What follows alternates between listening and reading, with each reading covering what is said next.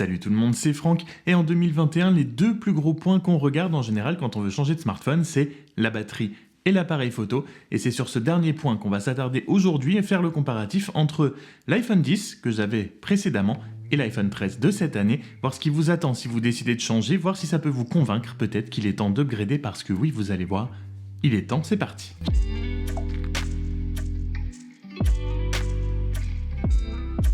Et on va rentrer directement dans le vif du sujet, juste pour que vous sachiez, j'ai réalisé ces photos dans des conditions, on va dire, normales, de prise de photos dans des situations où tout le monde prendrait des photos, c'est-à-dire on sort en ville et on fait des photos avec son appareil photo, il n'y a pas de retouche, j'ai juste ouvert l'appareil photo de chaque téléphone, j'ai pointé et j'ai cliqué pour faire une photo, pas de mise au point, et évidemment vous allez voir, mais comme à peu près n'importe quel téléphone ou n'importe quelle caméra, même les plus bas de gamme, quand on est dans des conditions idéales, qu'on a un temps clair avec un beau ciel et qu'on a beaucoup de lumière, toutes les caméras s'en sortent à peu près bien, mais vous allez voir que sur certains points, il y a des très grosses différences et il y a même des différences dans les clichés les plus basiques, mais l'iPhone X s'en sort mieux que ce que j'aurais pu croire avant de faire le test. Et donc on va commencer par les clichés, comme je l'ai dit, les plus simples, c'est-à-dire on ouvre l'appareil photo, on tombe directement dans le mode photo et on fait ces clichés, pas de mode portrait ou quoi que ce soit, vraiment la caméra principale, on pointe, on shoot, et la plus grosse différence qu'on peut voir entre l'iPhone X et l'iPhone 13,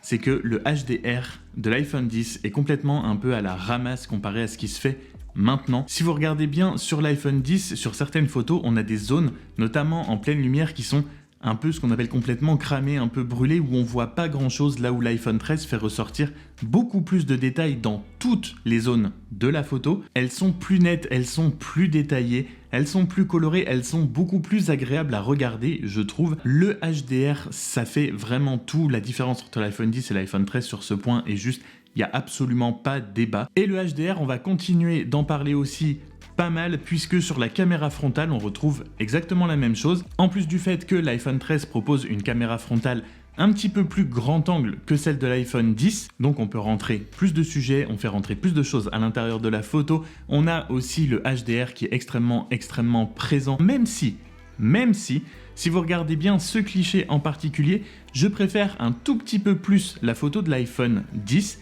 parce que j'ai l'impression que le HDR sur la photo de l'iPhone 13 rend la photo un petit peu plate. Il y a plus de détails et si on zoome un petit peu sur l'écharpe et le masque notamment, on voit que c'est beaucoup plus net et qu'il y a beaucoup plus de détails, mais en termes de juste comme ça, photo pure sans retouche, je pense qu'à l'œil, la photo de l'iPhone 10 est plus agréable sur ce point-là. Et puisqu'on est sur la partie caméra frontale, l'iPhone 10 était le premier à posséder le mode portrait avec la caméra frontale. Depuis, il y a eu un petit peu de chemin de fer. Sur l'iPhone 13, on a une découpe un petit peu plus précise quand même que ce qui se fait sur l'iPhone 10. Mais en même temps, comme j'ai dit, il y a quelques années qui sont passées entre les deux. Donc heureusement que sur ce point-là et surtout au niveau de la découpe, l'iPhone 13 s'en sort quand même un petit peu mieux que l'iPhone 10, même si l'iPhone 10 reste acceptable. Il fait pas des photos moches. Vous n'aurez pas des clichés forcément loupés, mais on a beaucoup plus de couleurs, beaucoup plus de plage dynamique et beaucoup plus de netteté avec l'iPhone 13. Et puisqu'on parle d'années d'évolution, on va parler du mode portrait tout court, qui lui est là un petit peu différent entre l'iPhone 10 et l'iPhone 13, puisque sur l'iPhone 10, le mode portrait se faisait uniquement avec le téléobjectif, ce qui n'existe plus sur l'iPhone 13, il a été remplacé par un ultra grand angle, donc on perd ce téléobjectif, mais on a le mode portrait de façon logicielle qui fait une découpe aussi bonne, voire meilleure avec le capteur principal que le téléobjectif sur l'iPhone 10, ce qui fait qu'on a beaucoup moins cette sensation d'être à l'étroit dans une photo en mode portrait avec l'iPhone 13.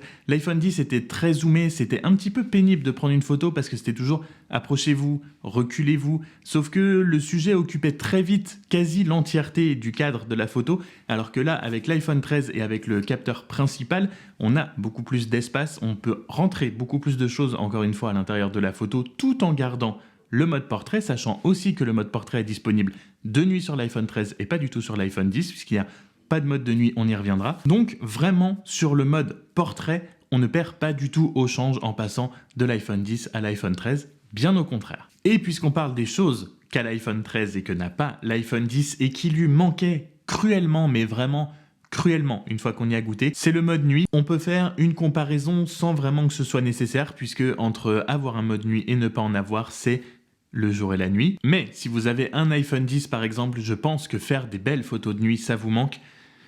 Ça ne vous manquera plus. Si jamais vous passez à l'iPhone 13 ou même à l'iPhone 12, mais l'iPhone 13 a eu un mode nuit bien amélioré comparé à celui de l'iPhone 12, c'est ce qu'en dit Apple du moins. Vraiment, les clichés de nuit sont magnifiques sur l'iPhone 13, mais je viens aussi d'un iPhone 10, donc je n'avais pas le mode nuit et vraiment, c'est un bonheur. Le mode nuit, c'est un bonheur et c'est quelque chose qu'on se rend compte qui manquait vraiment énormément avant. Puisque ça commence à faire quelques années quand même l'iPhone 10. Et enfin, pour terminer cette comparaison, vous aimez peut-être faire des photos, mais vous aimez aussi peut-être, comme moi, faire des vidéos. Faire des vidéos sur mon téléphone, c'est extrêmement important, et la différence entre l'iPhone 10 et l'iPhone 13 est encore une fois absolument immense. L'iPhone 13 écrase l'iPhone 10, on a l'impression, c'est même plus quelques générations d'écart qu'on a, on a un vrai gap énorme pour plusieurs raisons. La première étant encore ce fameux HDR. On peut filmer en voyant notre sujet, en voyant l'arrière-plan, en voyant le ciel, sans avoir besoin de faire des choix. C'est un régal, la qualité vidéo de l'iPhone 13 est absolument incroyable, et en plus de ça, on a un capteur stabilisé, le capteur lui-même est directement stabilisé, et les vidéos sont vraiment incroyables en tout point sur l'iPhone 13. Elles sont belles, elles sont du coup fluides, puisqu'elles ne bougent pas, et elles ne bougent vraiment pas. On peut faire des vidéos tenues à la main avec l'iPhone. On était obligé avec l'iPhone 10 concrètement d'avoir un stabilisateur pour smartphone pour faire des vidéos si on voulait filmer en se déplaçant notamment. C'est plus le cas avec l'iPhone 13, il suffit vraiment juste de le tenir à la main.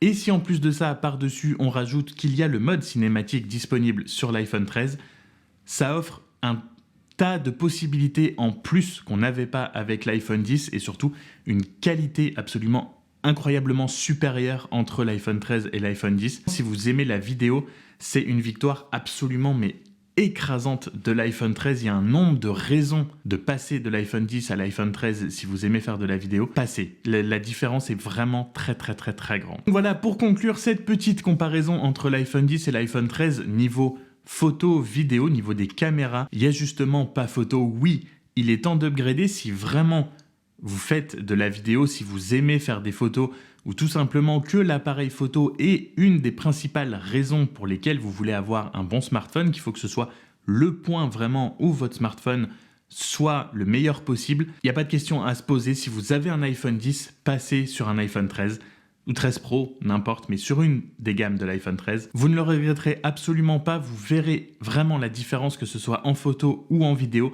La stabilisation, le HDR, le mode cinématique, il y a un tas de points qui font que oui, l'upgrade se justifie concrètement, encore plus, encore une fois, si c'est un de vos points principaux dans votre smartphone pour lequel il faut qu'il soit très bon. J'espère en tout cas que cette vidéo vous aura été utile si jamais vous êtes venu la voir en vous posant la question ou en essayant d'avoir des exemples de comparaison. Si c'est le cas, n'hésitez pas à vous abonner avant de partir. Sur ce, je vous dis à très bientôt dans une prochaine vidéo. Prenez soin de vous comme d'habitude, on se retrouve très vite. Salut!